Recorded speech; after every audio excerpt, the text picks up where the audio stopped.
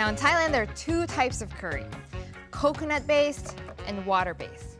And now I'm making a water-based one called jungle curry. Tons of vegetables, tons of herbs, and so much heat. It's like a jungle in a bowl.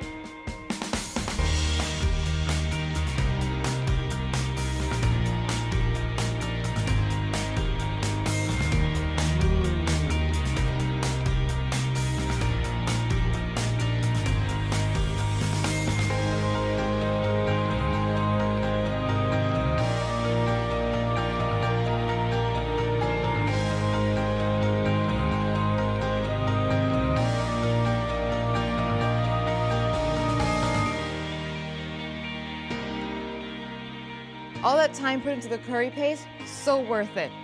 And the fish, just perfectly tender.